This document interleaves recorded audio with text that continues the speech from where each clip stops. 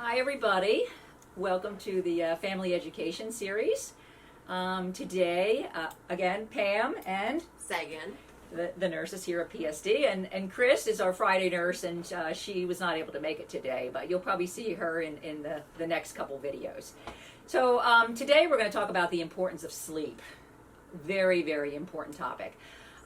Your kids are going to be coming back to school very, very soon. They might even be back already by the time you see this video. So we just see a lot of problems with children who do not get enough sleep. I mean, parents don't get enough sleep. Staff don't get enough sleep. So it's just as an important topic to us as it is to you and to our students here. So we'll be talking about some points of sleep. What we're going to talk about is sleep. What is it? How does it help the brain? And what does sleep help to do with the body and just everything? What's sleep in a nutshell? Why do we need good sleep? Everybody, you can nap, you can sleep, but it has to be that good quality or you're going to feel just not the greatest that you can. Then how much sleep is recommended per each age?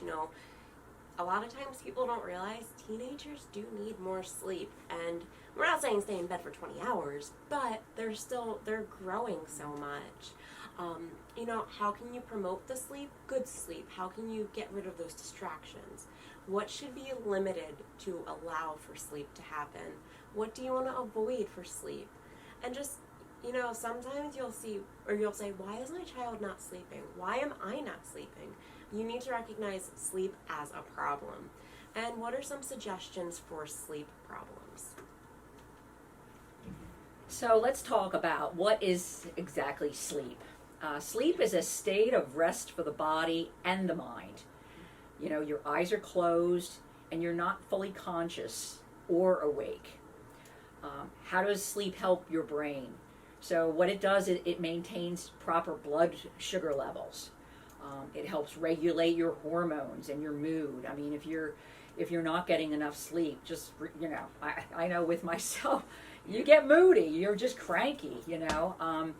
So lack of sleep definitely affects both of those. It helps to control your appetite and metabolism. I mean, sometimes when you're not getting enough sleep, you just sort of you eat more and you're not eating good healthy foods. You're just eating all those sugary carb foods that aren't really helping you because you're spiking and dipping with all your sugar levels. It helps to reduce a lot of health risks and comorbidities, meaning other health conditions that you may have. It could be diabetes, it could be asthma, whatever else that may be that you have a chronic condition. And it also helps to boost your immune system. Getting enough sleep absolutely helps you to fight off any kind of body the infection that you may come encounter. So sleep helps to pretty much think about a battery that you put into something. You use it so many times, you need to either throw away the batteries, replace them, or recharge them. Sleep helps your body to recharge. You are physically, mentally, emotionally drained by the end of the day. So you need to recharge your body so you have enough energy to do your daily tasks, to work, to do homework, to learn, just to do anything at home. Sleep's important, especially for children of all ages, to help them grow and develop. If you don't get enough sleep, then your body's going to be just so lethargic or worn out. How do you expect the little kids to grow? And you keep on telling them you're going to be a big boy or a big girl or a big kid one day, and they want to grow up and develop. It helps you to concentrate and focus. I can tell you when I don't get enough sleep, I feel so out of it. And it's just sometimes, where did my day go?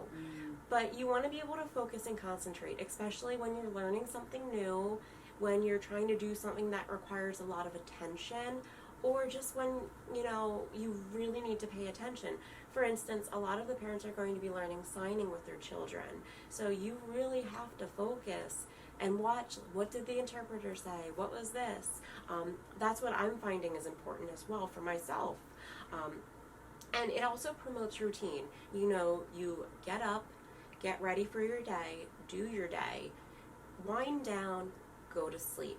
Promoting that routine, especially in children, will help to promote better sleep. It also helps to improve attention, as I mentioned. A lot of kids with behavior, sometimes kids act out because they're cranky or they're tired. So they need a nap, they need sleep. And mental health, like I can't emphasize that enough. If you're not sleeping well or getting enough sleep, you're going to be cranky, depressed, irritable, snippy, or just not your full self. It helps with learning, as I've said, because you're obtaining new information. It helps with memory. A lot of times you get that foggy brain if you don't get enough sleep. And as Pam mentioned earlier, your immune system, not enough sleep leads to stress. Stress leads to more hardship on your body, which leads to your immune system having to work harder. But you want that sleep to help with everything. So sleep in a nutshell, it gives you energy, energy, energy. Can't say that enough. It helps to, your body to recharge itself. Like Sagan said, think of about a battery. You need sleep to recharge. And it recharges your brain. It helps you, to see things clearer and to remember things and your concentration. It helps with your growth and development. And your mood and your immune. These are some of the things we also just talked about in the last slide. So there are different stages of sleep, and the importance is there are 4 major stages of sleep, plus REM sleep, which is rapid eye movement sleep. You need all of these stages to feel well rested. You might lay down for 10 minutes and be like, oh wow, I feel great. But the issue is you need to accomplish all of these stages, which is why you need that set hours of sleep. So the first stage of sleep is that light sleep. You're a little drowsy, your eyes are heavy, but you're still kind of awake. Like you're starting to go in that twilighty phase. Stage 2, you're slightly deeper, you're starting to relax more, your eyes are really heavy, and you just want to go to sleep. So stage 3 is called a slow wave. It's an even deeper sleep than stage 2, and your body just begins to relax, and you start to kind of go into that, not dreaming, but into a deeper sleep. Again, stage 4, deeper, slower wave. Your body and your muscles are more relaxed. It's harder to wake you. And then you have your REM sleep, which is your rapid eye movement, is what it stands for. And that's your deepest stage, and that's your dreaming stage. So, all of these, your eyes are fluttering, your breathing gets a little bit, increased, your heart rate changes. And all of these stages are important for you to get a good night's sleep. So if you only have, 5 minutes of REM sleep, you're not getting enough of that deep sleep to be able to wake up and feel like, oh my God, I had a good night's sleep. And as with any other stage, and these stages change as you age. Kids, or teenagers might have a much longer REM sleep or a deep sleep than adults. We might have more of a light sleep or, just, shorter phases of that. So it's normal for that to change with age.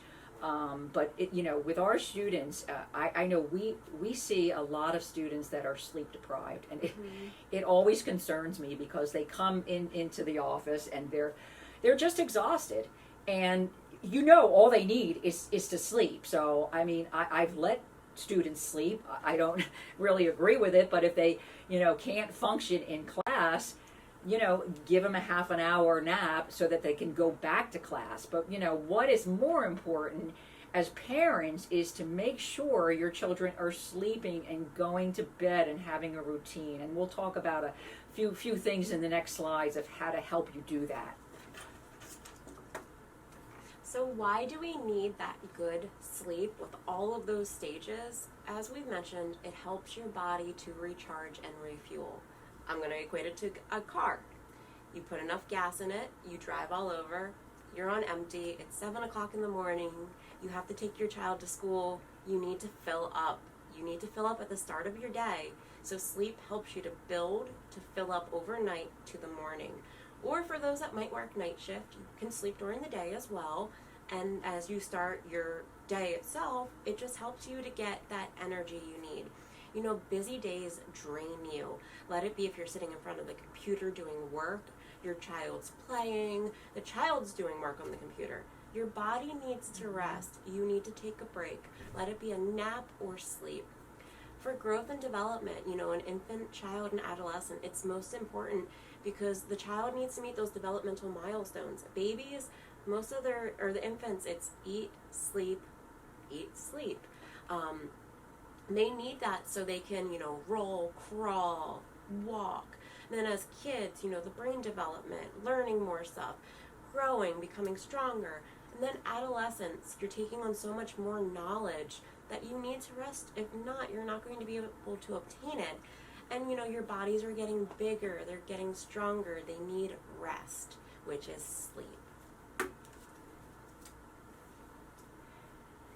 So why do we need a good sleep? Again, a few more things is to strengthen your immune system, like we talked about, to fight off illness and disease.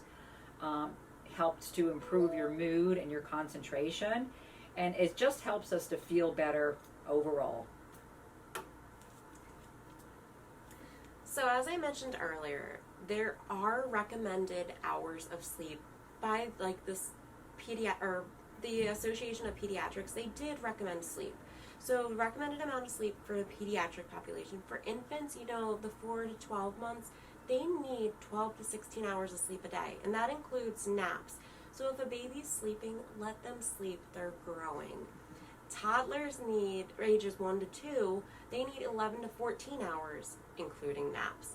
They're growing bodies, they're growing curiosity, they're growing brains. They're also reaching developmental milestones. Preschoolers, the 3 to 5 year olds, they need 10 to 13 hours, including naps. You know, they're still curious, they're roaming, they're playing. You know, some schools do integrate nap time, some classes don't, some do half days. But the preschoolers need sleep just so they can grow and, you know, rest. And I'm sure that, you know, it's so important for them. And then when you get to the grade schoolers, the 6 to 12 year olds, they need about 9 to 12 hours of sleep. You know, they're learning a lot of new stuff, their bodies are going through a lot of changes, and they're trying to recharge.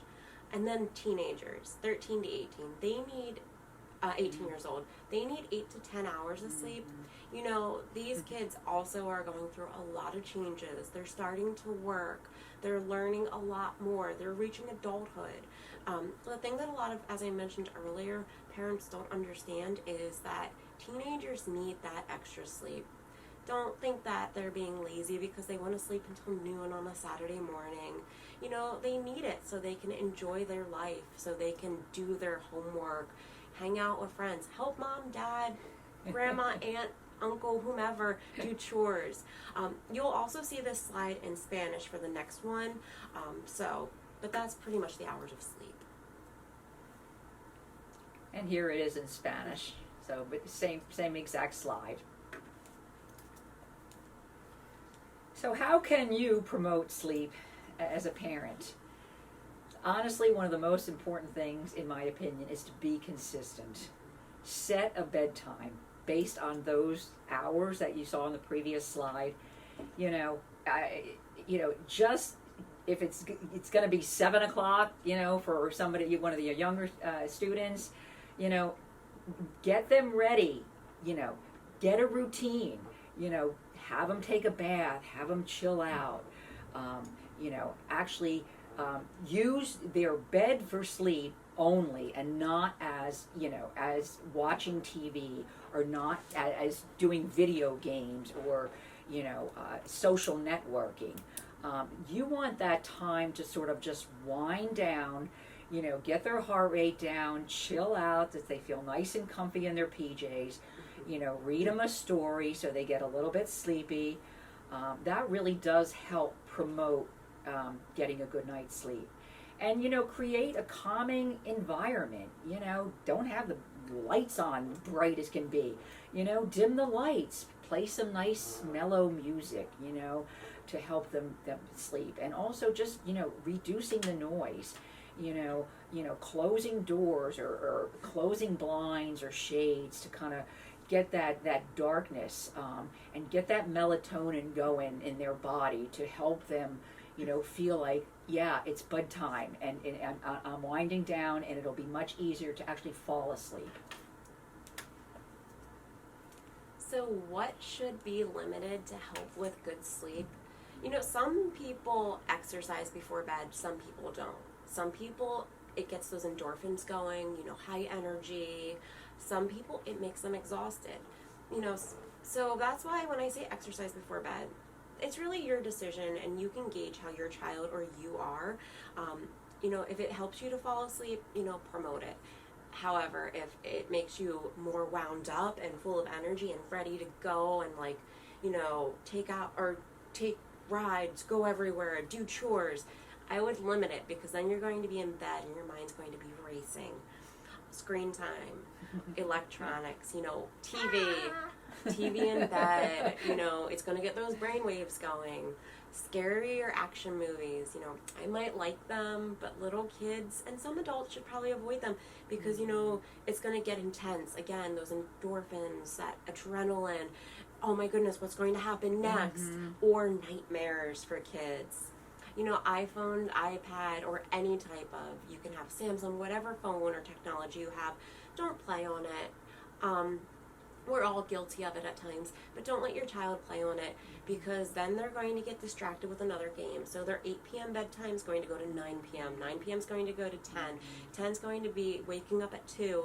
Where's the phone? I want to play. I need to see what happened. Social media. Right. Video games. Video games are very interactive. For, a lot of kids, you get into it. That's going to get those hormones going again, and you're going to be full of energy, or you're not going to want to put the controller down. So I would avoid those things before bed a lot of times for kids, and it's hard to tell them no, but you're doing the best thing for them. And I just want to jump in too, and you're the parent, you do have control. So if your child is, say, sneaking iPhone or sneaking playing games, you know what? Take it away. You need to check on them regularly when they first go to bed, because kids are really, really creative with hiding devices. And, they're kids. That's what they do. But so, after they go to bed, kind of check in on them and see if there's any light coming under the sheets. And, be the parent, just say, listen, it's bedtime, take it away. If it's out of the room, the TV, the iPad, the phone, then they get bored, and then they fall asleep. And then, as Pam mentioned earlier, the use of the bed. You want to make sure that the bed is used for sleep and not play. Because when it's time to come to bedtime, your child might be like, oh, it's time to jump on the bed, or let's go get Dolly, or let's go get the little cars and we can play. But you have to let your child understand sleep means night-night. Sleep means bed.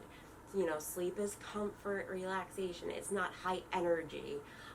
And then there are the foods and drinks to avoid. Sugar. Extra sugar. It might wind them up. It might give them a bellyache. It might just, sugar gives energy. Sugar is energy. You don't want to give that pixie stick or bag of lollipops or big can of Coke at 6 o'clock at night, because your child is going to be full of energy and you're not going to get to sleep. And caffeine. A lot of kids should not be having caffeine at early ages, but some of the kids that we have here, they're teenagers. They like their Coke with their pizza, but avoid it at night, because caffeine is a stimulant, keeps you awake. And these things affect people differently. So what to avoid? Again, overscheduling your day, having too much on your plate, not getting enough, rest time in between the day. You need time to wind down. Another overstimulation, that can lead to distraction. On busy days, you just need time to just, sit down, close your eyes maybe, read a book, just, meditate, just quiet time, chill time. For infants and babies and toddlers, don't be giving them any formula or juice before bedtime. That sugar, even formula, has sugar in it, and it sits on their teeth, and it absolutely can add to tooth decay.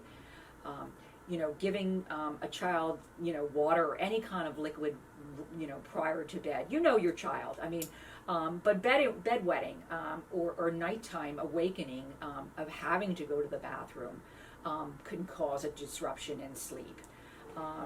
And try not to give solids to babies before the age of 6 months of age. So this is what I mentioned earlier. A lot of times you might be wondering, why is my child fighting sleep? Why am I not getting sleep? Why are they waking up so much? So recognizing sleep as a problem is very important. Sleep problems, you might not notice them, but common problems are difficulty falling asleep, snoring, nighttime awakening, let it be from a dream, or just you might fall asleep for an hour, or the child might wake up after an hour. Resisting sleep.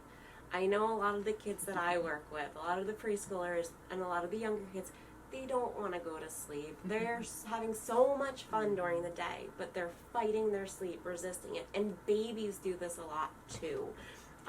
Or loud or heavy breathing. That could be a sign of something later on, like sleep apnea. And you want to make sure that maybe the child's just having a really vivid dream, but you want to follow up with the doctor and check up with that, or check in on that. Lack of alertness and concentration, that can be an indicator, as Pam said, you're just not focused, you can't pay attention in class, or the older students are sleeping in class. And teens not sleeping, teens need more sleep, not less. As I said, their bodies are probably going through the most changes. Hormones, chemicals, jobs, life situations, friends, social media, too much. So they need more sleep, not less. Let them sleep till noon on Saturday, then give them the list of chores you want them to do. So here are some suggestions we put down for helping sleep problems. You might want to create a sleep monitoring log. Put down what time your child or you are going to bed. Mark down if they are waking up after an hour or 2 hours, or they're waking up at 4 o'clock in the morning and aren't able to go back to sleep, and then you're finding them in the morning with their electronics. Any kind of abnormalities, like Sagan mentioned, any kind of snoring, that could mean that your tonsils are enlarged, your adenoids are enlarged, and that would, obviously restrict a good night's sleep because you're not getting enough air into your lungs, and you've got obstructive sleep apnea. So that's absolutely something to discuss with your doctor if you do hear your child snoring. Promote self-soothing activities, like we had talked about before, the bedtime routine and the baths, and, set limits, one of the most, like I said, most important things is having that set routine, I understand sometimes when you're out, with family, or, there's a party, or, you can't absolutely stick to that, 8 o'clock bedtime or 9 o'clock bedtime. But, for the majority of the time when you're home, you can do that. And stick to a plan. Don't overstimulate, avoid co-sleeping, avoid, sibling, pillow fights, mostly just monitoring your child as they go to sleep and in the first, hour or so as they are sleeping. So this is just, as many of the parents are learning ASL, if your child doesn't sleep, I didn't put this in the slide, but tired. A lot of the kids just might be tired. But now you can practice with your child if they want to go to sleep, and this is how you spell sleep in English. And I also put it in Spanish for those in Spanish, and I'm sure the interpreter will say that. Well, anyway, we hope you learned a little something about sleep, about yourself, about your child, and how you can improve their sleep routine. So thank you for listening, and we'll see you again in the future, I'm sure. Take care now.